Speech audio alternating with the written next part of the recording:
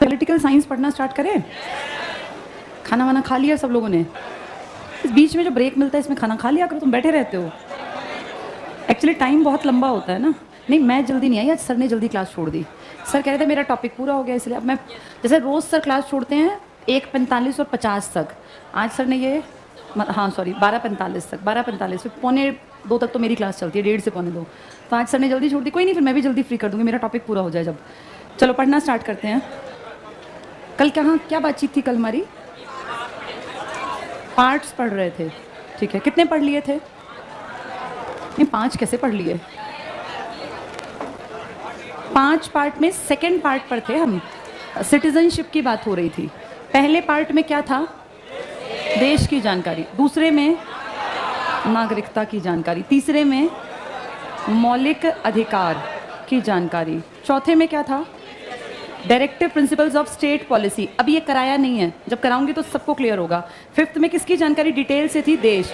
इसमें देश की जानकारी बस 2 पार्ट्स में दे रखी थी, यूटी और स्टेट्स, भाई एरिया और इस तरह की बातें, कैपिटल वगैरह। यहाँ देश के सिस्टम की जानकारी है, जिसमें आपका president of India, vice president of India, आपका prime minister, council of ministers, supreme court, ये सब आ जाएगा।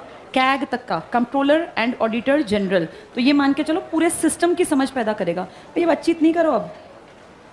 एक बार तुमने राउंड लिया, जिसके पास किताब नहीं उसको चलता कर दो। बैठे हुए ना आराम से, उनको चलता करना हो तो यहाँ से निकाल देना। चलो अब देखो बोर्ड पर, कल नागरिकता की बात हो रही थी।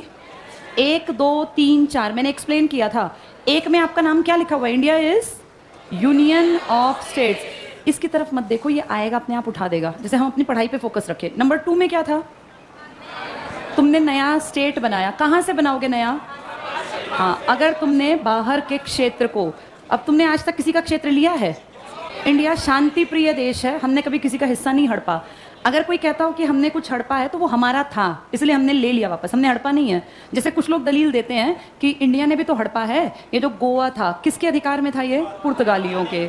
ये जो नीचे पौंडीचेरी का इलाका था, ये फ्रेंच बस्तियां थी, तो ये हमने छीन ली। लेकिन ये बस्तियां बनी तो हमारे इलाके में थी, पहले हमारा हिस्सा, आके फ्रांसीसी बैठ गए, पुर्तगाली। हमें क्योंकि उस टाइम अकल नहीं थी, हमने कुछ किया नहीं। पर जब हम आज़ाद हुए तो हमने कहा भैया हमारी प्रॉपर्टी खाली करो। अब प्रॉपर्टी हमारी है तो हमने हड़पी है या अपनी प्रॉपर्टी वापस ली है? तो इसलिए हमने कभी किसी के इलाके पे, जैसे तिब्बत पे किसने अधिकार जमा रखा है, ऐसे हमने जमा तो रखा है सिक्किम पे। पर हम क्यों कहें? हम कहते हैं हमने कभी किसी के क्षेत्र पे अधिकार नहीं जमाया। सिक्किम अपना ही तो है, सिक्किम को हमने परेशान थोड़ी किया कभी। जैसे सिक्किम से कौन भागा? कोई भी नहीं। लेकिन दलाई लामा को तो भागना पड़ा, जो धार्मिक गुरु था। कहाँ का? तिब्बत का। उनके धर्म गुरु का मर्डर करवा देता चाइना अगर वो ना भागते। कहाँ शरण ली? इंडिया, जिसका भुगतान हमें भुगतना पड़ा। अतिथि देवो भव, जो आ गया हमने बैठा लिया।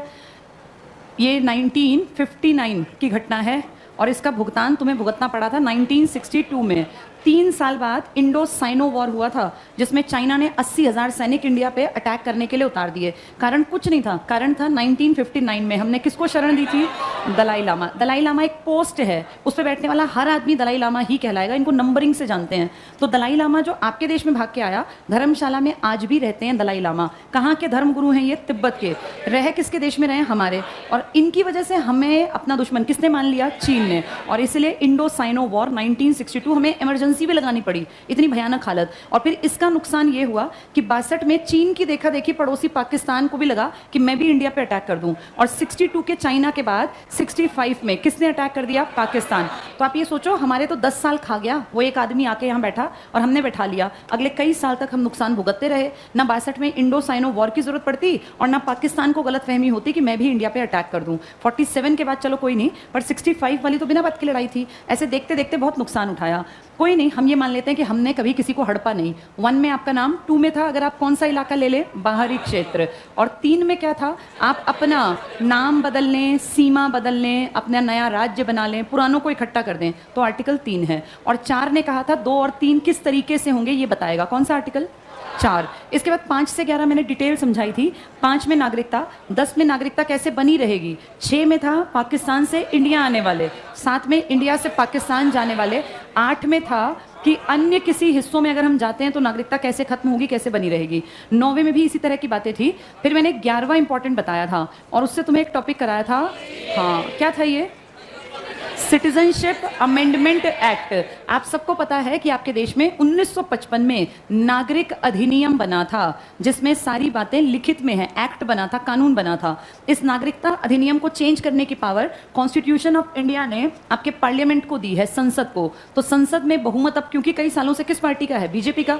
बीजेपी ने स्ट्रिक्ट एक्शन लिया और इन्होंने कह दिया 3 देश, पाकिस्तान, अफगानिस्तान और बांग्लादेश से हिंदू मुस्लिम्स को छोड़ दो, हिंदू, सिख, क्रिश्चियन जिसको ईसाई कहते हैं, बुद्धिस्ट, जैन और पारसी, अगर इनमें से कोई इन 3 देशों में से आके इंडिया में रह रहा है और इलीगल आया है, कोई बात नहीं, 2014 से पहले अगर आप आके यहाँ रह रहे हैं तो हम आपको अब के बाद भारत का नागरिक मान लेंगे। ऐसा मानने से उनको क्या फ़ायदा? उनके राशन कार्ड बनेंगे, उनके बच्चों के एडमिशन्स हो जाएंगे, वो जितनी स्कीम्स है ना, चाहे बुढ़ापा पेंशन, विधवा पेंशन, बेरोजगारी भत्ता, सक्षम, सबके लिए एलिजिबल हो जाएंगे। तो वो तो बड़े खुश हुए, वो तो नाचने लगे। लेकिन इस बात को किसने अपने मन पर ले लिया? मुसलमान। उन्होंने कहा भैया हमसे क्या तुम्हें दिक्कत है, हमें क्यों नहीं चाहते कि हम भी यहाँ के मेंबर कहलाएं? क्योंकि बहुत सारे लोग जो इन 3 देशों से आए होंगे, आप समझ सकते हैं वो किस धर्म के रहे होंगे।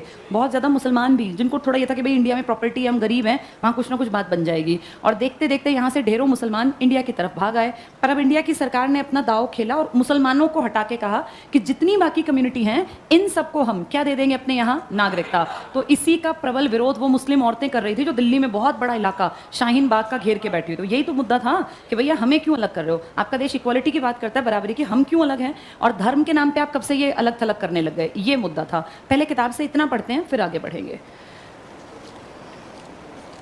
हम थे पेज नंबर, हमने 37, 38, 39 पढ़ लिए थे और 40 भी हमारा पढ़ लिया था हमने।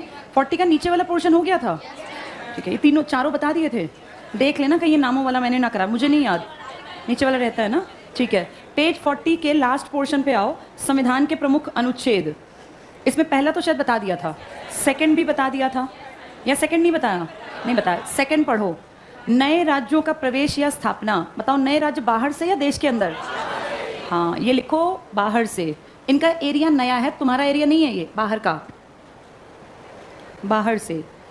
और आर्टिकल 3 पढ़ो, नए राज्य का निर्माण, ये बाहर का या अपना? जैसे हरियाणा बना, किससे अलग होके? जैसे आंध्र प्रदेश से अलग होके क्या बना? तेलंगाना। तो किस आर्टिकल के तहत बने? 3।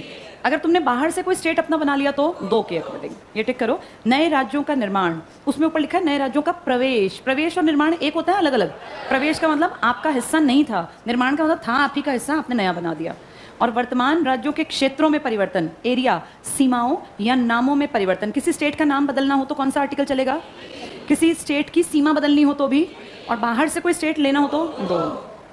इसके अंतर्गत पढ़ लो बस, संसद को साधारण बहुमत से विधेयक पास कर किसी नए राज्य का निर्माण और किसी वर्तमान राज्य के क्षेत्र, सीमा या नाम में परिवर्तन का अधिकार है। तो क्या कोई स्टेट की मर्जी के बिना किसी का नाम बदला जा सकता है? किसी को अपना नाम बदलवाना हो, एक ममता बनर्जी का नाम सुना है सबने? किस पार्टी की है? टीएमसी। टीएमसी मतलब तृणमूल कांग्रेस, नेशनल लेवल की पार्टी है ना, तृणमूल कांग्रेस। कोई बहुत पुरानी नहीं है। पहले ममता बनर्जी जो है ना, ये कांग्रेस का ही पार्ट थी। अभी 20-25 साल पहले टीएमसी के ऊपर ज़्यादा काम हुआ। और किसी भी पार्टी की सरकार अगर 4 स्टेट्स में एक लेवल पे आ जाए तो फिर वो नेशनल पार्टी बन जाती है। और इनकी पैठ नॉर्थ ईस्ट में है, जिसमें कि ये 7 बहनें हैं ना, इस तरफ के 3 राज्य और एक बंगाल, टीएमसी का, ममता बनर्जी का। इसलिए ये नेशनल लेवल पे बड़ी लीडर के रूप में देखी जाती हैं। तो टीएमसी की बात कहाँ से हो रही है? अभी क्या पॉइंट पढ़ रहे थे हम? Name change. टीएमसी की ममता बनर्जी बहुत सालों से कोशिश कर रही थी, भैया हमारा नाम बदल दो। इनका नाम क्या था? इनका नाम था पश्चिमी बंगाल। इसी को आप कहते थे पश्चिम बंगाल, पश्चिमी बंगाल, और इंग्लिश में इसका नाम था वेस्ट बंगाल। क्या तुम जानते हो जब संसद में 543 लोग बैठते हैं तो कभी कभी उनको बोलने का मौका अल्फाबेटिकली दिया जाता है हर स्टेट को, मतलब राज्यसभा में, संसद में मतलब राज्यसभा। अगर राज्यसभा में कोई काम हो रहा है तो मान लीजिए राय लेनी है 28 स्टेट्स की, तो ए वाले स्टेट, फिर बी वाले, फिर सी वाले, फिर डी वाले, लास्ट में जाके नाम आता होगा डब्ल्यू, XYZ से कोई स्टेट ही नहीं है। तो ममता बनर्जी बहुत सालों से ये फील कर रही थी कि जब सारे लोग बोल लेते हैं तब हमें बोलने का मौका देते हैं, हम जाते हैं तो सो जाते हैं सब लोग, कोई हमारी सुनता ही नहीं है, इसलिए हमारा नाम बदलो। एक लॉजिक था भैया हमेशा हम ही लास्ट में क्यों बोलें। दूसरा लॉजिक इन्होंने कहा हमें वेस्ट तब बोलो जब तुम्हारे यहाँ पर क्या हो, ईस्ट। भाई 2 हैं तो हमारा नाम वेस्ट रखो, तुम्हारे पास ईस्ट बंगाल कहाँ है? कहीं है ही नहीं, इसलिए हमें वेस्ट बंगाल बोलना बंद करो और सिर्फ क्या बोलो, बंगाल। 20 साल तक ये मुद्दा चलता रहा, चलता रहा, चलता रहा। अब जाके भारत सरकार ने, गवर्नमेंट ऑफ इंडिया ने लोकसभा राज्यसभा से पारित कराया, राष्ट्रपति ने साइन किए, तब जाके वेस्ट बंगाल का अब नाम क्या है। किसी राज्य को अपना नाम बदलने में 2 शतक लग गए, शतक नहीं, ये लग गए, दशक मतलब 10 ईयर्स, डेकेड्स। तो 10 साल 20 साल तक संघर्ष किया कि हमारे नाम के आगे से बस एक वर्ड हटा दो, वेस्ट, हमें बंगाल बोलो। तो अब इनको बोलने का मौका देखो स्टार्टिंग में मिल जाता होगा भाई। असम, अरुणाचल और अपना आंध्र प्रदेश, इक्के दुक्के और मिलेंगे, फिर नंबर इन्हीं का है। पहले सबसे लास्ट में इनकी बात चलती, डब्ल्यू पर थी, एक वर्ड हटा तो इनकी बात अब ऊपर तक जाने लग गई। इसीलिए काफ़ी सालों से संघर्ष करने के बाद अब आर्टिकल, किस आर्टिकल के तहत ऐसा होता है?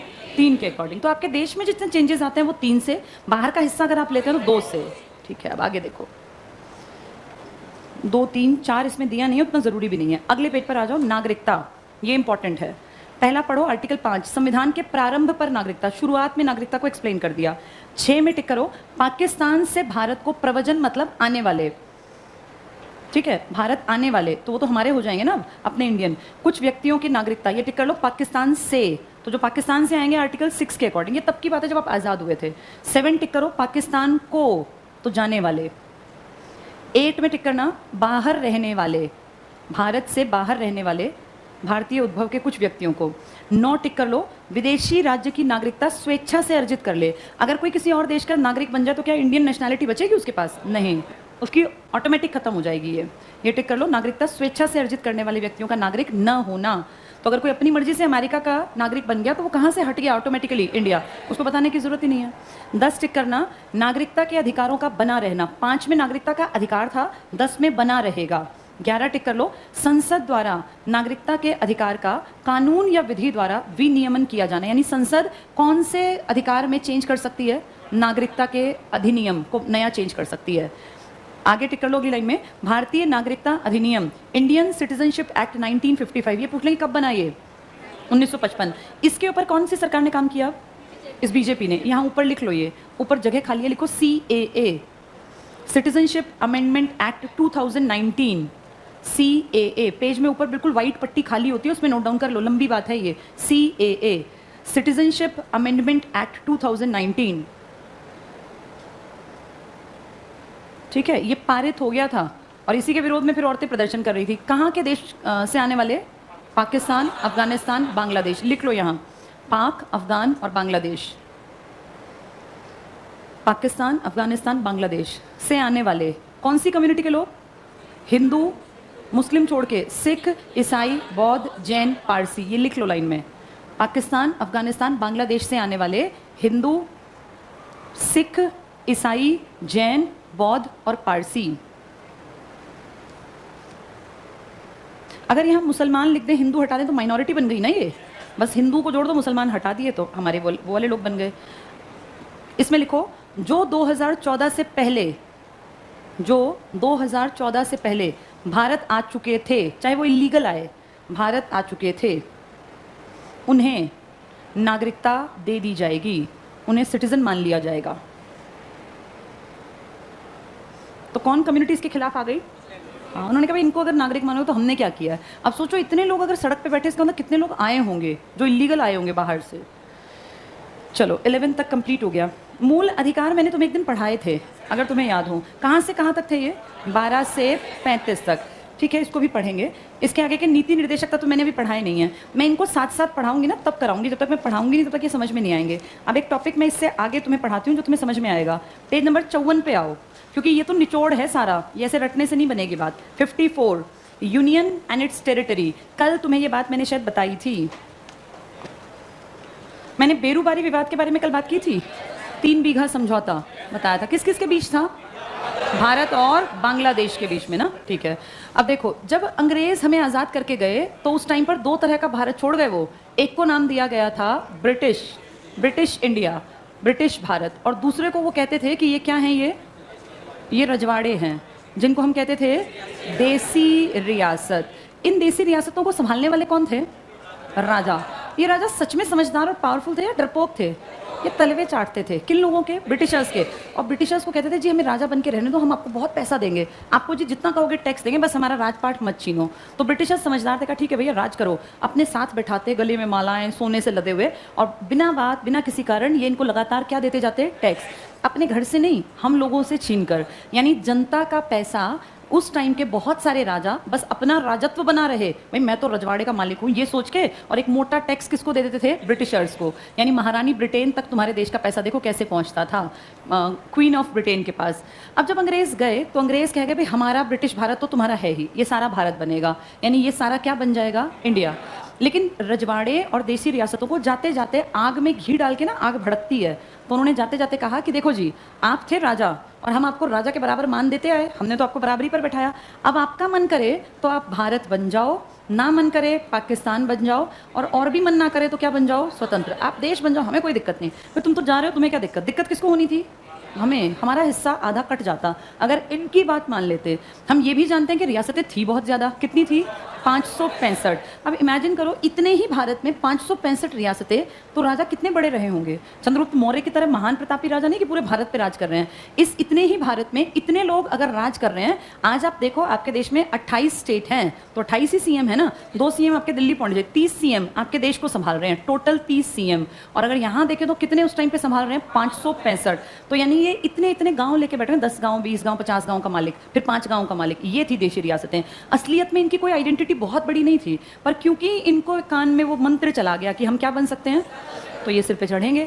अब इनको बहुत समझाया, बहुत बताया कि देखो स्वतंत्र बनना आसान नहीं है, और जैसे तुम स्वतंत्रता की घोषणा करोगे ना, ये अड़ोसी पड़ोसी चील और कौवे की तरह तुम्हारे ऊपर झपट पड़ेंगे। कोई तुम्हें क्यों छोड़ेगा स्वतंत्र? तुम्हारी क्या आइडेंटिटी, कौन सी सेना है तुम्हारे पास, क्या हथियार है? तो इनकी समझ में आ गया कि हाँ स्वतंत्रता तो पॉसिबल नहीं है।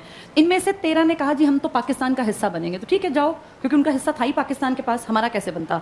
अब 565 में से कितनी निकल गई? 13। तो कितनी बच गई? ये कहाँ थी सारी की सारी? भारत।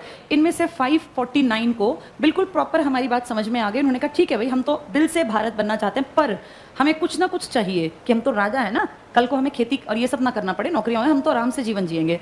तो उस टाइम पे पंडित नेहरू ने इन लोगों को कहा कि ठीक है, अगर तुम भारत में आओगे ना तो हम तुम्हें प्रीवी पर्स देंगे। प्रीवी पर्स का मतलब था एक मोटी रकम, प्रीवी पर्स, जिसमें कि हमारे देश का जो ब्रिटिश भारत था, यहाँ की जनता का पैसा इकट्ठा होगा सरकार के पास, और वो सरकार आपको प्रीवी पर्स देगी। करोड़ों रुपयों का था ये फ्री में मिलेगा, बस इसलिए क्योंकि आपने अपना हिस्सा हमारे देश को दे दिया। तो सोचो कितने राजाओं को प्रीवी पर्स मिलेगी? 549। इन सबको प्रीवी पर्स मिलेगी। इनमें से ज़्यादातर लोगों के एरिया के अकॉर्डिंग इनकी प्रीवी पर्स दी गई। जैसे छोटा एरिया तो भी ठीक है 10 लाख दे देंगे, आपका एरिया बड़ा 35 लाख, आपके 75 लाख, आपका बहुत बड़ा एरिया आपको करोड़ रुपए। अब इनको फ्री में मिल रहे हैं रुपए, इन्होंने कुछ नहीं किया, और ये मिल रहे हैं आपके मेरे दादा परदादा के टैक्स के पैसे से। और इनको इसलिए दिया जा रहा है कि आपको शाही अपना जीवन मेंटेन करना है, आपके खर्चे रहीसी होंगे, तो ठीक है कमाना ना पड़े, भारत सरकार करेगी। अब ये लालच में सोच के कि यार वैसे भी हमारा कुछ होना जाना है नहीं, क्यों ना हम ये 10-20 लाख का, करोड़ रुपए का अपना पैकेज ले लें, और ठीक है गवर्नमेंट ऑफ इंडिया को कह दें कि ठीक है हम आप हमारी केयर करो। पहला काम। इनमें से 3 मैंने आपको बहुत बार बताई जो एंटी थी हमारे। इनमें से एक थी जम्मू कश्मीर, एक थी हैदराबाद, और एक थी जूनागढ़। इन तीनों को हमारे लोगों से, हमारे काम करने के तरीके से एक तरह से नफरत थी, और इनका कहना था कि इंडिया मेरी केयर नहीं करेगा। जम्मू कश्मीर का लॉजिक हम समझ सकते हैं, क्योंकि कौन से लोग ज्यादा थे? मुस्लिम यहाँ भी ज़्यादा थे, क्योंकि पुराने टाइम में आप पढ़ेंगे मध्यकाल में तो मुसलमानों का इलाका था। ये बीजापुर, अहमदनगर, गोलकुंडा, बीदर, बराड़ सब मुस्लिम थे। लेकिन फिर भी हमारे, ऐसा नहीं कि हमारा कोई एंटी वो था। इन दोनों को ज़्यादा दिक्कत थी, यहाँ के राजा को दिक्कत थी, लेकिन यहाँ की जनता तो पूरी तरह किस में शामिल होना चाहती थी? इंडिया। ये हमारी किस्मत मान लो। इन सबको ये सब समझाने के लिए हमारे पास एक बहुत ताकतवर आदमी था, सरदार वल्लभ भाई पटेल, जो बहुत स्ट्रिक्ट भी हैं और बहुत तमीज़दार भी हैं, मतलब अच्छी भाषा में समझा देंगे, ज़रूरत पड़ी तो स्ट्रिक्ट नियम भी बना लेंगे। सरदार पटेल के कहने पर इन 549 ने पटेल की बात मान के क्या लेना स्वीकार कर लिया? प्रीवी पर्स। भाई प्रीवी पर्स दे देना, हमारा हिस्सा आपका हिस्सा, आप उनसे टैक्स लो, आप वहाँ डेवलपमेंट करो, आप वहाँ रोड बिछाओ, आपकी मर्जी है। यानी अपनी जनता इन्होंने भारत की जनता बना दी, उसके बदले पैसा ले लिया। ये 3 गड़बड़ करेंगे, और इन तीनों में जहाँ की जनता हिंदू है वो तो हमारे बहुत करीब है, वो तो अपना बन सकते हैं। यहाँ का राजा जब ये सब चल रहा था पाकिस्तान गया, हो सकता है लालच के चक्कर में गया हो, वहाँ कुछ साठ गांठ करने, भाई इतने करोड़ दे रहा है भारत, आप इतने दे दो तो बना दूंगा अपना हिस्सा, 10 तरह की बातें होती हैं।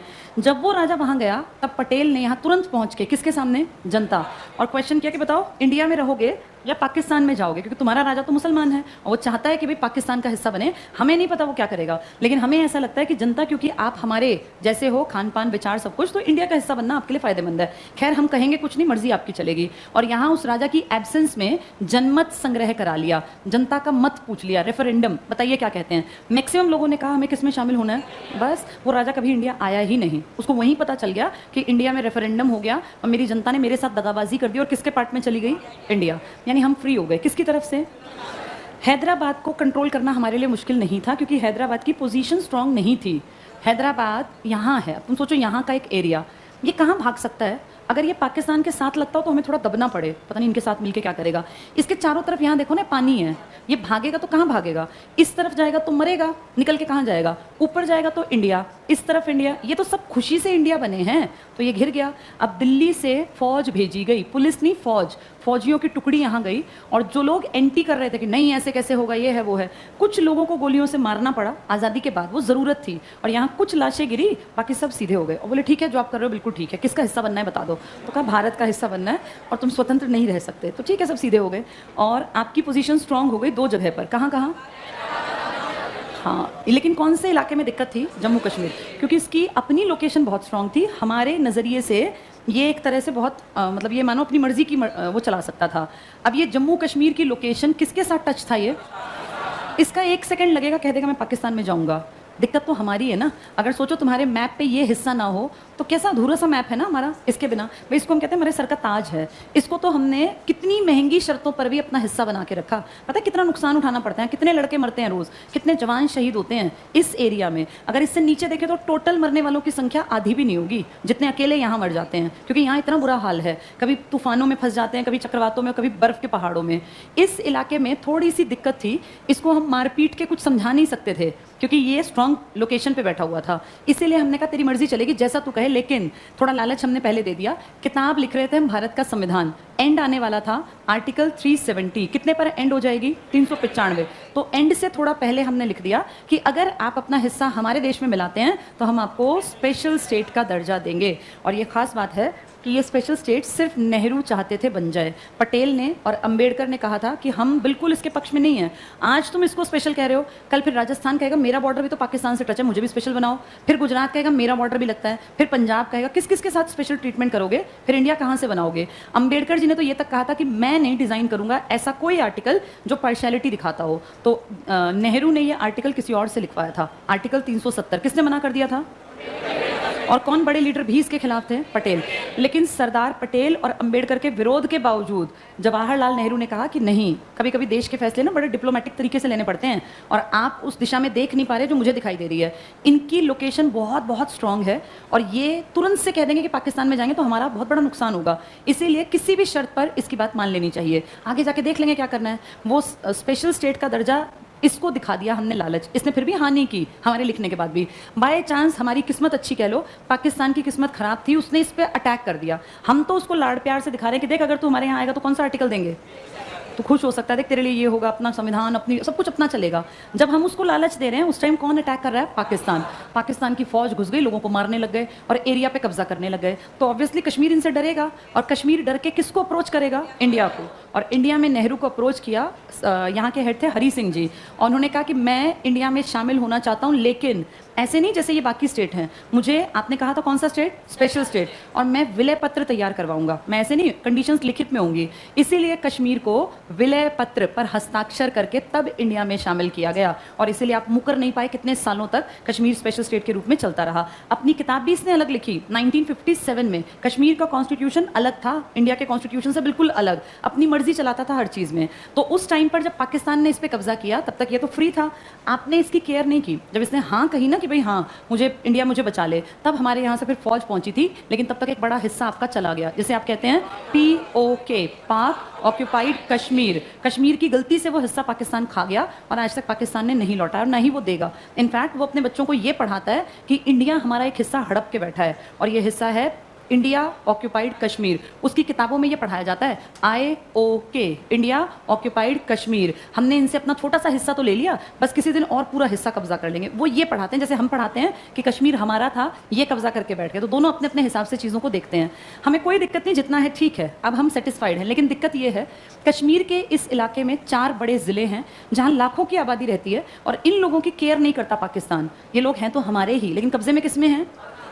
पाकिस्तान इनकी केयर क्यों नहीं करता? वो कहता है इनके यहाँ सुविधाएं जब दूंगा जब कश्मीर पे मेरा हक होगा। मैं इनको क्यों सुविधाएं दूं? ना यहाँ अच्छा इंफ्रास्ट्रक्चर देता, ना कम्युनिकेशन की सुविधा देता, ना यहाँ जो ये अपनी रेलवे और ट्रैक और ये सब कुछ नहीं बिछवाता, कोई काम ही नहीं करवाता, रोड नहीं बनवाता। वो कहता है जिस दिन कश्मीर पूरा मिलेगा ना तब इन लोगों को हक होगा आराम से रहने का। अब ना तो हमें करने देता और ना खुद करता। दुर्गत हो गई इन लोगों की। और जितने आतंकवादी आते हैं ना वो इसी टेरिटरी से आते हैं, क्योंकि इनके दिमाग में ये भर दिया कि तुम्हारे इस बुरे लाइफ का कारण ये इंडिया है, इंडिया ये वाला हिस्सा हमें दे दे तो हम यहाँ पे सारे में रोड बिछा दें और ऐसे सामान जाए और ऐसे ट्रेड हो और ऐसे। उनको गलत पट्टी पढ़ा रखी है, इसीलिए वहाँ के लोग शय देते हैं अपने घरों में और वहाँ से क्रॉस करके एलओसी आतंकवादी आपके इलाके में आते हैं। जैसे हम तो ये कह रहे हैं कि ठीक है हमने ये भी मान लिया कि ये हिस्सा तुम्हारा, अब हम मांगते भी नहीं ना उस हिसाब से। हमने तो इनफैक्ट यहाँ एक लाइन मान ली कि ये लाइन ठीक है भाई, तुम भी मत आना हम भी नहीं जाएंगे। नाम क्या दे दिया? हाँ, पर प्रॉब्लम ये है कि एलओसी के पार वालों की केयर भी नहीं कर रहे। अब तो वो उनके अपने हैं ना, कहते हैं नहीं इनकी केयर तब करेंगे जब सारा कश्मीर, कि जब पूरा कश्मीर दोगे तो काम करेंगे वरना इनको मरने दो। आज वहाँ एजुकेशन की कमी है जिस कारण आतंकवाद लगातार उभर रहा है। अगर ये पढ़े लिखे हों तो ये सोचें ठीक है भैया जितना उसका हिस्सा वो अपने में काम कर ले, मैं अपने में, क्यों लड़ना क्यों मरना? कितने लोग मरते हैं, कोई लॉजिक है मरने का? बस ये पागलपन दिमाग में घुसा रखा है कि इन्होंने हमारा हिस्सा खा लिया, इन्होंने हमारा। हम फिर भी कंपैरेटिवली ठीक हैं, हमने इस एरिया में एजुकेशन पे यूनिवर्सिटीज़ में काम कर दिया। आप हर साल देखते हैं कितने सारे लड़के और कुछ लड़कियां आईएएस की लिस्ट में कश्मीर से भी आते हैं। तो आपने इतनी पढ़ाई तो करवा दी, इनका खर्चा सारा भारत देता है, इनके सारे बड़े खर्चे इंडिया पे करता है। यहाँ के लोगों ने कुछ शर्तें रखी थी जब ये इंडिया में आए। इन्होंने कहा था हमारे यहाँ इंडिया से कोई भी बिजनेस नहीं करेगा, यानी अंबानी अडानी भी, इस टाइप के लोग भी, ये तो आज उभरे हैं। ये एग्जाम्पल था कि वहाँ पे इन्होंने कहा बिजनेस हम करेंगे, हमारा लोकल बिजनेस होगा, आप नहीं आओगे, मान ली ये शर्त। फिर कहा हमारी संपत्ति सिर्फ हमारी है, आप परचेज नहीं कर सकते, आप होंगे अमीर लेकिन आप कश्मीर की एक गज जमीन नहीं ले पाएंगे। ये शर्त थी इनकी, हमने ये भी मान ली। तीसरा इन्होंने कहा गवर्नमेंट जॉब सिर्फ और सिर्फ कश्मीरी लड़के और लड़कियों को मिलेगी। हमारे कश्मीर से, जैसे ये कह रहे हैं कि हमारे कश्मीर से कोई जाके हरियाणा में नौकरी करे आप मना नहीं करेंगे, कश्मीर से तमिलनाडु कोई जाए आप मना नहीं करेंगे इंडिया वाले, लेकिन आपका एक भी आदमी आके हमारे यहाँ नौकरी नहीं कर सकता, ये हमारी शर्त है। तो तुम्हारे लोग तो जाके पूरे देश में काम कर लें, पैसा कमा लें, तुम्हारे यहाँ आए तो हमारा बैन है एंट्री। हाँ, घूमने फिरने जाओ, टूरिज्म को बढ़ावा दो, पैसे तुमने यहाँ कमाए हैं वहाँ खर्च कराओ, कोई दिक्कत नहीं, लेकिन यहाँ परमानेंट रह नहीं पाओगे, यहाँ बिजनेस नहीं कर पाओगे और यहाँ नौकरी नहीं कर पाओगे। ये 3 अधिकार सिर्फ और सिर्फ कश्मीरियों के लिए हैं। हम तो फिर भी राजी हैं, हमने फिर भी ये नहीं कहा कि क्यों ऐसा कैसे नहीं। कश्मीर से जेबीटी करके लोग दिल्ली में टीचर लग गए, कश्मीर से जेबीटी करके लोग हरियाणा में टीचर लग गए। दिल्ली और हरियाणा से जेबीटी किया हुआ एक भी कश्मीर में नहीं है, क्योंकि वो एलिजिबल ही नहीं करेंगे, वो सिर्फ अपने लिए रख के बैठे हैं सारे अधिकार। हमने फिर भी मना नहीं किया, हम ये चाहते हैं कि जितना है उतना शांति से रहो, उसमें हाय मरी मत करो, जितना मिल गया अपना हिस्सा बैठे रहो। पर प्रॉब्लम यह है कि आज भी इस हिस्से से लगातार हमारे इस इलाके पे अटैक होते हैं। और फिर इन्होंने और शय पता है किसको दी? पड़ोसी ताकतवर कश्मीर को, इसको चाइना को। चाइना ने 1962 में एक हिस्सा यहाँ हड़प लिया हमारा।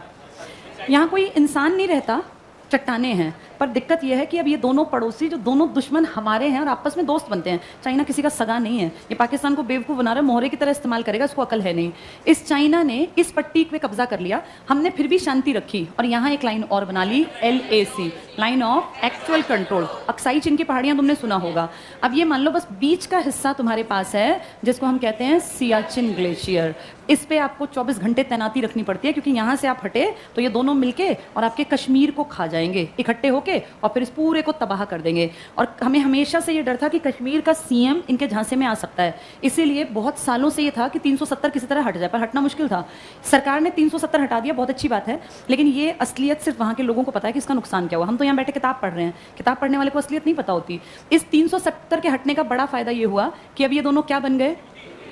यूटी और स्टेट में सबसे बड़ा अंतर पता है क्या होता है? यूटी में कभी तुमने सुना है, यूटी में ज़्यादातर दंगे वंगे नहीं भड़कते, यूटी में बहुत बड़े लेवल पे गड़बड़ियाँ नहीं होती, जबकि स्टेट में गड़बड़ियाँ होती हैं, क्योंकि स्टेट में एक पावरफुल पोस्ट होती है CM की। ये CM पता नहीं किससे सांठ-गांठ कर ले और क्या कुछ करवा दे। इसीलिए जिन जिन एरियाज़ में आपका डर था ना, जैसे आप अपने इंडिया को देखो, दक्षिण भारत में अंडमान निकोबार, यहाँ लक्षद्वीप था। अब अंडमान निकोबार से जितना आप दूर हैं उससे ज़्यादा पास यहाँ के देश पड़ते हैं। क्या पता कोई देश इस अंडमान निकोबार के चीफ मिनिस्टर को पैसे देके, लालच देके और सारी जनता को भड़कवा दे? ऐसा कर सकता था ना, इसलिए यहाँ CM बनाया ही नहीं। किसको भड़काओगे? CM है ही नहीं यहाँ। जनता अपने आदमी की मानती है, जनता बाहर के आदमी की नहीं मानती। इसीलिए हम सेफ बैठे हैं, अंडमान निकोबार में कोई कभी भड़केगा ही नहीं, क्योंकि वहाँ के लोगों का CM ही नहीं है, इसलिए आपने यूटी बना लिया। ऐसे ही क्या है, लक्षद्वीप जितना आपसे दूर है ना, उससे बहुत पास मालदीव से है। मालदीव एक द्वीपीय देश है, वहाँ रहन सहन खान पान बिल्कुल यहीं जैसा।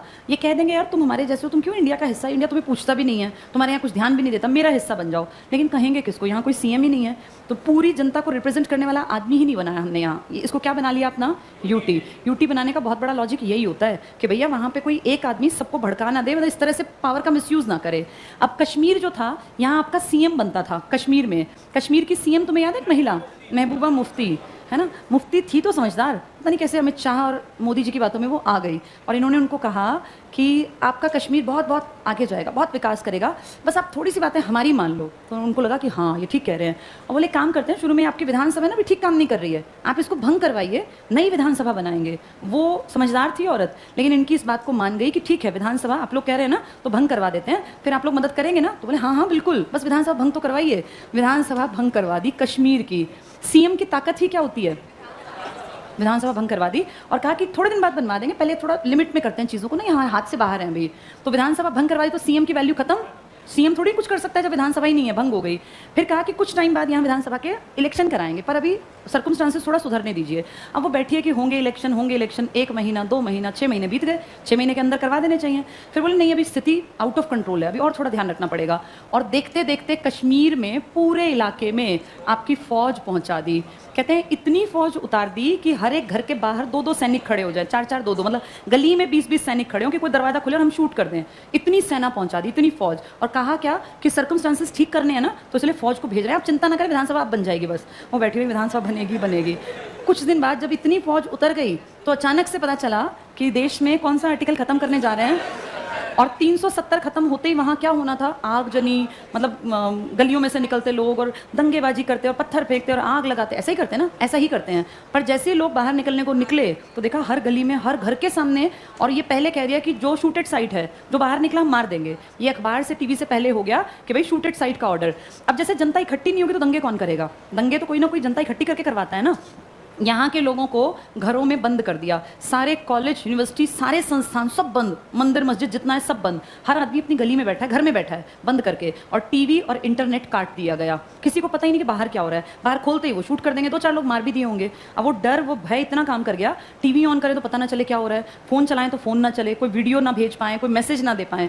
और जितने ये महबूबा मुफ्ती के साथ लोग थे ना, इनमें कुछ अलगाववादी भी हैं जिनका कि हमारे इंडिया के प्रति बहुत नेगेटिव सा बयान आते हैं। इन सबको नज़रबंद कर दिया, जहाँ वहीं रहोगे, वहां से बाहर नहीं आओगे। जेल में नहीं भेजा, अपने अपने बंगले में नजरबंद। तो सोचो एक भी आदमी हिल ही नहीं पाया जब कौन सा ये हटाया गया 370। और इसको इतना स्ट्रिक्टली फॉलो किया कि महीनों महीनों इनके बच्चे स्कूल नहीं गए, कॉलेज नहीं गए। ये 2019 की बात है, 19 में तो हुआ था ये, और 19 में अक्टूबर की बात है, लास्ट अक्टूबर, 31-30 अक्टूबर की घटना है ये। अब आप ये देखो 20 में पेंडेमिक आ गया तो वैसे ही लोग बंद के बैठ गए, फिर लोगों को आदत पड़ गई, और 19 की उस कार्यवाही का ना 20 में रिस्पॉन्स मिला ना 21 में। और वो औरत जो बैठी थी कि अब क्या होंगे, हमारे इलेक्शन होंगे, है ना, मेरे करण अर्जुन आएंगे वाला डायलॉग हो गया कि विधानसभा के इलेक्शन होंगे। वो बेचारी 18 में अपनी विधानसभा को उन्होंने तुड़वा दिया था इन पे विश्वास करके, और फिर 19 गया, 20 गया, 21 गया, 22 है। अभी कहीं पाइपलाइन में भी नहीं है इलेक्शन, और हो सकता है अगले 4 साल भी ना करवाएं कि भैया देखेंगे जब इलेक्शन होंगे। और मुझे लगता नहीं इतना आसानी से किसी सीएम को ये बनने देंगे,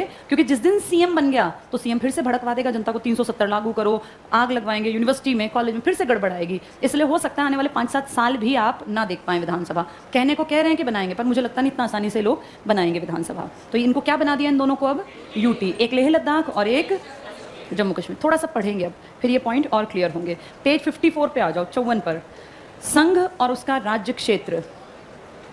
पहला पॉइंट पढ़ो, संविधान के भाग 1 के अंतर्गत अनुच्छेद 1 से 4। अब आप जानते हैं 1 क्या है, 1 से 4 सबको क्लियर है? ये बताओ, 1 में हमारा नाम क्या लिखा है? यूनियन ऑफ स्टेट, है ना, और 2 में क्या लिखा है, कौन सा क्षेत्र? बाहर से, और 3 में हमारा क्या बदल दें अपने का नाम, एरिया, कुछ भी इस तरह का, ठीक है। तो ये टिक करो, 1 से 4 तक में संघ और उसके राज्य क्षेत्रों के बारे में प्रावधान। आर्टिकल 1 में कहा गया, अंडरलाइन रखना, इंडिया यानी भारत। कितने नाम है तुम्हारे? 2। इंडिया दैट इज भारत, ये 2 नाम हैं। राज्यों का एक संघ है, यूनियन ऑफ स्टेट्स। तुम यूएसए से कैसे अलग हो?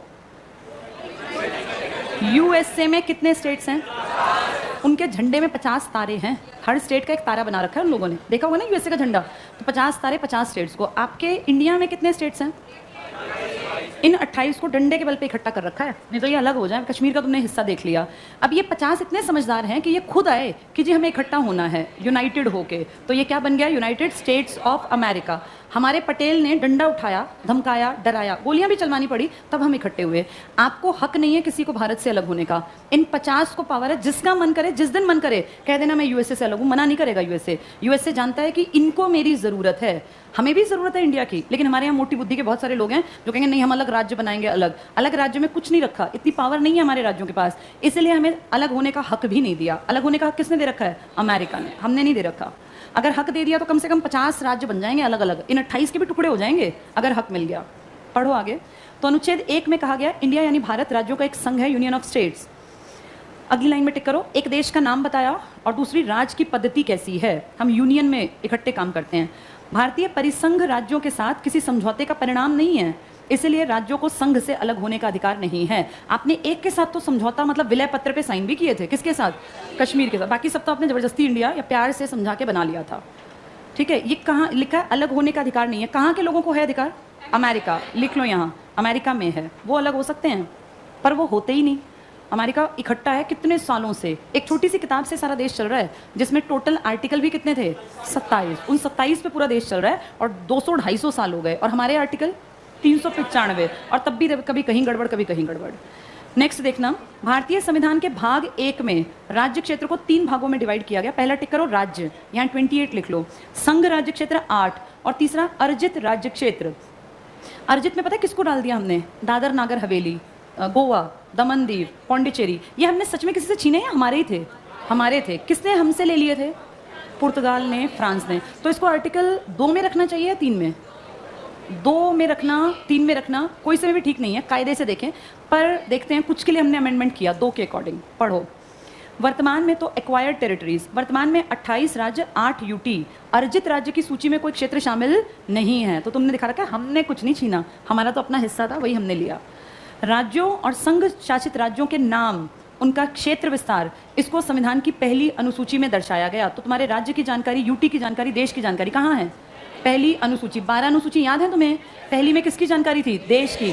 2 नंबर का पैसा, 3 में शपथ, 4 में राज्यसभा, 5 में SC ST, 6 में AMTM, 7 में डिवीजन ऑफ पावर, 8 में भाषाएं, 9 में भूमि अधिग्रहण, 10 में दल बदल, 11 में पंचायती राज, 12 में शहरी पंचायती राज या शहरी स्वशासन। चलो ये टिक करो अब आगे। तो पहली अनुसूची में है ये। नेक्स्ट टिक करना, भारत का क्षेत्र भारत के संघ से ज्यादा व्यापक है। संघ में तो सिर्फ यूटी आते हैं, क्षेत्र में यूटी स्टेट सब आ जाते हैं। ठीक है, इसके बाद अगले पॉइंट पर आ जाओ, इसकी रीडिंग सारे की अपने आप ले सकते हो तुम। संघ शासित क्षेत्र और केंद्र द्वारा अधिग्रहित क्षेत्र में सीधे केंद्र सरकार का प्रशासन, इसको टिक कर लो। यूटी में केंद्र सरकार, सरकार यूटी कहाँ बनाने की कोशिश करती है, जहां डिस्प्यूट के चांसेस कम है या ज्यादा, ज्यादा, वहां गड़बड़ हो सकती है, वहां बना देती है। नेक्स्ट टिक करना, एक संप्रभु राज्य, सोवर्ण स्टेट होने के नाते भारत अंतरराष्ट्रीय कानूनों के तहत विदेशी क्षेत्र का भी अधिग्रहण कर सकता है। तो आप किसी आर्टिकल के तहत ऐसा कर सकते हैं, आर्टिकल 2 के तहत। इसमें 2-3 लाइन छोड़ दो, देखो पिंक कलर से लिखा है, भारत ने संविधान लागू होने के बाद कुछ विदेशी क्षेत्रों का अधिग्रहण किया, जैसे दादर नागर हवेली। क्या ये वास्तव में विदेशी था या हमारा ही था, ये हमारा ही था, उन्होंने हमारे यहाँ कब्जा किया था। फिर लिखा है गोवा, ये गोवा हमारा ही तो था। दमन दीव, पुदुचेरी और सिक्किम, इनमें से कौन सा हमारा नहीं था, सिक्किम हमारा नहीं था। ये चोग्याल वंश का था, सिक्किम के पास लिख लो। ये बुद्धिस्ट किंगडम था, यहाँ Buddhist kingdom, Chogyal dynasty, Chogyal वंश, ये थे राजा। और ये 1642 से राज कर रहे थे। फिर हमने कब इनको अपने देश में मिला लिया, 75 में। 75 में क्या लगा हुआ था देश में, आपातकाल। इंदिरा गांधी की फौज जाके और सीधी खड़ी हो गई कि भैया निकलो यहाँ से, ये पूरा हिस्सा हमारा है। पर हमने इनको मारा पीटा नहीं, इन्होंने तुरंत मान लिया। हमने कह दिया ठीक है तुम स्टेट हो। पवन चामलिंग का नाम सुना है, कितने साल सीएम रहे, 25 साल। इनकी अपनी मर्जी चलती है। अब इंडिया का पहला ऑर्गेनिक स्टेट बना, हमने थोड़ी ना कुछ कहा, अपने आप किया इसने काम। यहाँ लिख लो, सिक्किम के पास बुद्धिस्ट किंगडम, चोग्याल डायनेस्टी, 1642 से 1975। इसको कह सकते हैं ये हमने विदेशी हिस्सा ले लिया, क्योंकि ये हिस्सा पहले इंडिपेंडेंट था। फिर हमने देखा ये घिरा हुआ है, इसकी कोई केयर नहीं करेगा, तो हमने इसको अपना। एक पड़ोसी देश है भूटान, तुम जानते हो भूटान क्या कहलाता है, इंडिया का बफर स्टेट। इंडिया का बफर स्टेट कौन सा है? भूटान। भूटान जब भी कोई बड़ी नीति बनाता है ना तो हमसे सलाह करता है, हमसे कंसीडर करता है हर चीज़ों की। हाँ, इंडिया से पूछ लूँ मैं, भूटान आपका बफर स्टेट है, पेपर में आ जाएगा। भारत का कौन सा पड़ोसी देश बफर स्टेट कहलाता है? भूटान। भूटान में आज भी किंग बनते हैं, राजा चलते हैं। भूटान के पास बहुत ज़्यादा कोई कामकाज नहीं है, वो बहुत रिच देश नहीं है। सिक्किम में टूरिज्म का बढ़िया काम है। कंचनजंगा का नाम सुना होगा ना तुम लोगों ने, इसकी राजधानी गंगटोक, बहुत ज़्यादा टूरिज्म का काम आता है, इसलिए हमने इस पर अपना हिस्सा बना लिया। ये बाहर का था, इसमें कोई डाउट नहीं, बाहर का हिस्सा था सिक्किम। अगला पॉइंट पढ़ो, आर्टिकल 2, संसद को संघ में नए राज्यों का प्रवेश। दो कहाँ के राज्यों की बात करता था? अपने या बाहर वाले? बाहर वाले। या स्थापना करने के लिए विधि बनाने का अधिकार। नए राज्यों के गठन या वर्तमान राज्यों के क्षेत्र सीमा नाम में परिवर्तन की शक्ति किसको प्राप्त है? तो नाम बदलवाना हो तो कहाँ चिट्ठी लिखनी पड़ती है? संसद में। संसद में। अगले पेज पर आ जाओ, आर्टिकल 3 क्या कहता है? पढ़ो, संसद साधारण बहुमत से किसी नए राज्य का गठन कर सकती है। ये राज्य बाहर से आएगा या तुम्हारा होगा? भाग 3 है तो हमारा ही राज्य है, हमारा ही देश का। किसी वर्तमान राज्य के क्षेत्र को बदल सकती है, घटा बढ़ा सकती है, सीमा घटा बढ़ा सकती है, या नाम में परिवर्तन कर सकती है। संसद कौन से आर्टिकल के तहत? 3 के। ये भारत के अंदर की बात कर रहे हैं, बाहर की बात नहीं कर रहे। किंतु इसके लिए संबंधित विधेयक राष्ट्रपति की सिफारिश से संसद में प्रस्तुत किया जाएगा, वरना नहीं। राष्ट्रपति कहेगा ना कि भाई इस राज्य का नाम बदल देना चाहिए, तो संसद में विधेयक आएगा, लोकसभा राज्यसभा पारित करेंगे, फिर राष्ट्रपति साइन करेगा, नाम बदल जाएगा। इसके लिए आर्टिकल 3 है। अगले पैराग्राफ पे आ जाओ, संविधान का आर्टिकल 4 क्या कहता है? अंडरलाइन करना, नए राज्यों का प्रवेश। प्रवेश है तो कहाँ से आ रहा है? हाँ, ये आउटसाइड हिस्सा है, बाहरी क्षेत्र लिख लो, क्योंकि प्रवेश का मतलब बाहर से आया या गठन किया आपने। एक एग्जाम्पल देना आर्टिकल 2 में जो सच में तुमने हिस्सा बाहर से लिया, सिक्किम। सिक्किम याद रखना, बाकी तो हमारे ही थे अपने। नेक्स्ट पढ़ना, नए राज्यों का निर्माण, ये अपने में से कर रहे हैं निर्माण, तो 3 आर्टिकल, सीमाओं, क्षेत्रों, नामों में परिवर्तन, आर्टिकल 3 के अंतर्गत को संविधान के अनुच्छेद 368 के तहत संशोधन नहीं माना जाएगा। तो आपके जब ये स्टेट बनते हैं ना तो इनके लिए कोई अमेंडमेंट नहीं होता। भाई हरियाणा बना तो कोई अमेंडमेंट हुआ क्या? नहीं, कोई अमेंडमेंट स्पेशल नहीं हुआ। तेलंगाना के लिए भी नहीं, वैसे करेंगे लेकिन किताब में लिखेंगे नहीं। चलो नेक्स्ट पढ़ो, बेरूबाड़ी संघ। मैंने कल क्या बताया था? बेरूबाड़ी किसने कहा था कि इंडिया का है? अंग्रेज ने। क्या नाम था उस अंग्रेज का? रेडक्लिफ। पर वो अंग्रेज तो चला गया, क्या वो लिख के गया था? नहीं लिख के गया, इसलिए तो हम फंस गए। कौन सा इलाका था ये? बेरूबाड़ी। कहीं कहीं बेरूबारी लिखा है। ये किससे लगता है इलाका है? किस इलाके में था ये? वेस्ट बंगाल। लेकिन कौन सी कम्युनिटी ज्यादा थी? मुस्लिम। इसलिए किसने इस पे दावा कर दिया? पूर्वी पाकिस्तान। लड़ाई झगड़े हुए, मारकाट हुई, गृह युद्ध छिड़ गया इस इलाके में। फाइनली 2 लोगों ने डिसीजन लिया। कौन कौन थे ये? नेहरू और इनके वाला क्या था? पाकिस्तान का नून। नेहरू ने कहा मेरी मर्जी नहीं चलेगी, मैं पहले किससे बात करूंगा? राष्ट्रपति से। राष्ट्रपति कौन था? राजेंद्र प्रसाद। इन्होंने कहा भाई मैं भी सलाह लूंगा, किसकी? सीजेआई। फिर सीजेआई ने अपनी एक बेंच बनाई 4 लोगों की, 5 हो गए टोटल। फिर सबने कहा कि यार रोज रोज के कलेश से बढ़िया है, यहाँ पे बिना बात युद्ध होगा, लोग मरेंगे, इससे बढ़िया ये इलाका मुस्लिम बाहुल्य है, जाना भी चाहते हैं भेज दो। तुमने भी तो ये करवाया था, जनमत संग्रह नहीं करवाया था? किस इलाके में? अपने जूनागढ़ में। तो अब यहाँ देखें तो जनमत संग्रह हो तो किसका नाम लेंगे? कहाँ जाएंगे ये? पूर्वी पाकिस्तान। तो ठीक है भेज दो इनको। ये टिक कर लो, बेरूबाड़ी। पश्चिमी बंगाल, यहाँ लिखो जलपाईगुड़ी, डिस्ट्रिक्ट का नाम जलपाईगुड़ी। जलपाईगुड़ी ये जिला है, ठीक है। और दावा किसने किया था इस इलाके पर? पूर्वी पाकिस्तान ने। लिख लो ये, पूर्वी पाकिस्तान ने दावा किया, जबकि रेडक्लिफ ने कहा था इंडिया का। वो जबान से बोल के चला गया, लिख के नहीं गया।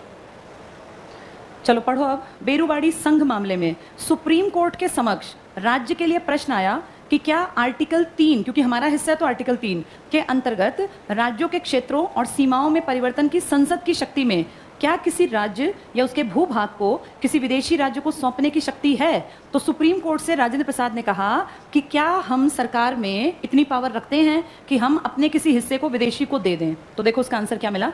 न्यायालय ने कहा संसद साधारण विधि द्वारा ऐसा नहीं कर सकती। नहीं जी, आप ऐसा नहीं कर सकते, ऐसे आप उठा के नहीं दे सकते अपना पार्ट। इसके लिए आर्टिकल 368 के तहत संविधान संशोधन करना होगा। अब हम भी खूब चालाक हैं इस मामले में। जब हमने दूसरों के हिस्से लिए तो हमने क्या कहा? अमेंडमेंट करने की जरूरत है या नहीं है? जैसे दूसरे का मतलब मेरा यहाँ ये गोवा वाली बेल्ट से कि भाई यहाँ पर, लेकिन जब हम दूसरे को हिस्सा दे रहे हैं तो हम समझदारी कर रहे हैं। सीजेआई ने कहा पहले किताब में लिख लो कि तुम किसको कितनी प्रॉपर्टी दे रहे हो। 10 साल 100 साल 1000 साल बाद क्या पता कौन कहाँ कैसे ले गया। रेडक्लिफ जबान से बोल के चला गया कि ये हिस्सा किसका है? इंडिया का। नहीं माने वो लोग। आज तुम दे दो इनको हिस्सा, कल ये दावा करेंगे कि इंडिया ने हमारा अगला वाला हिस्सा कह देंगे ये वाला हिस्सा हमारा था, इन्होंने नहीं दिया। तो इसलिए जितना हिस्सा दो उसको किताब में लिख लेना। ये किसने सजेस्ट किया?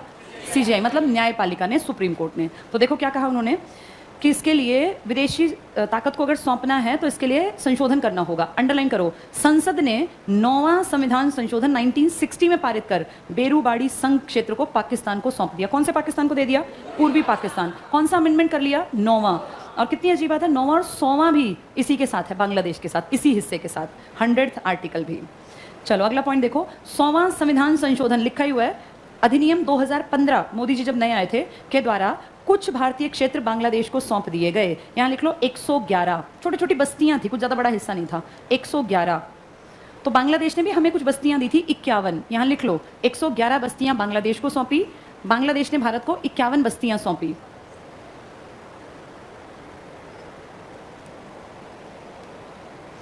क्लियर हो गया ये पॉइंट? तो अगर वो कहें कि बेरूबारी से जुड़े इलाके में 2 अमेंडमेंट बताओ, 9वां और 100वां, इससे भी बस्तियां दी, इससे बेरूबारी दिया था। किस इलाके में था ये? जलपाईगुड़ी में। और ये इलाका भी बंगाल का ही है। बंगाल किससे लगता हुआ था? पूर्वी पाकिस्तान से। जब ये वाला अमेंडमेंट किया तब ये देश क्या बन गया था? बांग्लादेश। लेकिन जब ये वाला अमेंडमेंट किया तब ये क्या था? पूर्वी पाकिस्तान। हमारे सीजेआई ने उस टाइम पे क्या सजेस्ट किया कि अगर तुम हिस्सा दो तो आर्टिकल 368 के तहत संविधान में संशोधन कर देना, ताकि कल को कोई बड़ा डिस्प्यूट ना बने। तो 2 संशोधन हमारे इस एरिया के हैं। कौन कौन से? 9वां और 100वां। सिक्किम का भी अमेंडमेंट करना पड़ा था, 35वां और 36वां। हमने 35 में से एक ट्रायल किया था कि देखें चाइना कुछ एक्शन लेगा क्या, और लिख दिया था ये हमारा कैसा स्टेट है? एसोसिएट स्टेट, सह राज्य। जब चीन ने 1 साल कुछ नहीं किया तो हमने कहा हटाओ इस 35वें को, कौन पूछ रहा है, और अपना सीधा क्या लिख दिया? 36वां। और लिख दिया अब के बाद सिक्किम भारत का अभिन्न अंग है। और वो दिन और आज का दिन ना कोई कुछ बोला और ना ही किसी ने ऑब्जेक्शन उठाया कहीं भी, तो हमारा हिस्सा बन गया सिक्किम। चलो इसके बाद बस ये तो अगला पैराग्राफ तो तुम्हें आता है, बस ये पेज पूरा कर लो, बाकी कल पढ़ लेंगे। ये पेज कंप्लीट कर लो क्योंकि तुम्हें आता है वाला पैराग्राफ। देशी रियासतों का एकीकरण जो पढ़ा है वही है। पहला पॉइंट देखो, सेकेंड लाइन टिक करो, ब्रिटिश प्रांत, इसी में देशी रियासतें। ब्रिटिश प्रांत क्या थे? ब्रिटिश सरकार के अधीन, और देशी रियासतें राजा के शासन के अधीन, लेकिन ब्रिटिश राजशाही से संबद्ध, इनफैक्ट डरती थी ये। अगला पॉइंट, भारतीय स्वतंत्रता अधिनियम 1947 के अंतर्गत 2 स्वतंत्र और पृथक प्रभुत्व वाले देश भारत और पाकिस्तान का निर्माण। इसी में अंडरलाइन करना, देशी रियासतों को 3 ऑप्शन दिए गए विकल्प, भारत में शामिल हो जाओ, पाकिस्तान में शामिल हो जाओ, या तीसरा क्या था? स्वतंत्र। कुछ लोगों को गलत फहमी थी कि हमारी आइडेंटिटी बहुत बड़ी है, जिनमें से 3 कौन कौन थे? कश्मीर, जूनागढ़ और हैदराबाद। अगला पॉइंट टिक करना, 552 देशी रियासतें भारत की भौगोलिक सीमा में थी, 512, ये 552 सॉरी, 549 भारत में शामिल हो गई। बची हुई 3 रियासतें टिक कर लो, हैदराबाद, जूनागढ़ और कश्मीर ने भारत में शामिल होने से इनकार कर दिया। हालांकि कुछ समय बाद इन्हें भी भारत में मिला लिया गया। किसने किया ये काम? सरदार वल्लभ भाई पटेल, लौह पुरुष ने, 48 से 50 के बीच में। ये टिक कर लो, हैदराबाद को पुलिस कार्यवाही के द्वारा, यानी को 1948, पहले अपने वाले को ही देखें जो ज़्यादा सिर पे बैठ रहा था, ये हमारा ही तो था, कहाँ भागता, इसको 48 में। यहाँ लिखो ऑपरेशन पोलो, बहुत लोग मरे थे इसमें भी, गोलियां चलाई थी सड़कों पे, तब माने थे। ऑपरेशन पोलो ये ऑपरेशन का नाम था, POLO, पोलो। जूनागढ़ को जनमत के द्वारा, गुजरात का हिस्सा था जूनागढ़, गुजरात, और कश्मीर को विलय पत्र के द्वारा। इसके साथ थोड़ा हमें मेहमान की तरह क्यों रखना पड़ा इसको? इसकी लोकेशन बहुत स्ट्रांग थी, ये किसके साथ मिल सकता था, इसीलिए किसने इनकी हर बात मान ली? नेहरू। किन दो ने कहा था इतना सर पे मत बैठाओ? अंबेडकर और पटेल ने। अंबेडकर ने क्या कहा था? मैं आर्टिकल 370 नहीं फ्रेम करूंगा, तो मैं जिससे लिखवाना लिखा मैं नहीं बनाऊंगा। नेक्स्ट पॉइंट टिक करना, 1950 में संविधान ने भारतीय संघ के राज्यों को 4 प्रकार से बांटा, भाग क, ख, ग और घ। नेक्स्ट में टिक करना, क में वो राज्य जहां ब्रिटिश भारत में गवर्नर का शासन था, यानी ब्रिटिश भारत, इसका लास्ट पॉइंट है अगले पेज पर, खत्म। ख में शाही शासन, टिक कर लो, शाही शासन। ग में कमिश्नरी, मुख्य आयुक्त मतलब कमिश्नरी। तुम्हें याद है 4 कमिश्नरी इलाके थे, ABCD, कौन कौन से हैं ये? A मतलब अजमेर, D मतलब बलूचिस्तान, C मतलब कुर्ग। कुर्ग कहाँ पड़ेगा? क से कुर्ग, क से कर्नाटक, और ये क्या है? बलूचिस्तान। कहाँ पड़ेगा? पाकिस्तान में। और A का मतलब क्या है? अजमेर, ये तो हमारा ही है, अजमेर मारवाड़ का हिस्सा, और D मतलब दिल्ली। चलो ये टिक कर लो। तो मुख्य आयुक्त कमिश्नरी, यहाँ लिख लो ABCD, जहाँ कमिश्नरी लिखा है वहाँ। सेकेंड लास्ट लाइन में टिक करना, अंडमान निकोबार द्वीप को अकेले भाग ख, तो ये सॉरी घ राज्य में रखा गया, बाद में क्या बना दिए? UT, लिख लो यहाँ, बाद में UT। अंडमान निकोबार पे जानते हो सबसे पहले आज़ादी का झंडा फहरा दिया था अपने सुभाष चंद्र बोस ने, और उनका नाम पता है क्या रखा था? हिंद स्वराज। एक स्वराज रखा था, एक और का नाम शायद हिंद था या ध्यान नहीं, पर स्वराज करके नाम रखा था। चलो आज इतना ही पढ़ेंगे। कल मेरे वाली बुक मत लाना, कल मेरी क्लास नहीं होगी यहाँ पर, ठीक है? वो जिसकी भी लगेगी, मतलब इतनी भारी बुक मत लाना, इसलिए बता रही हूँ।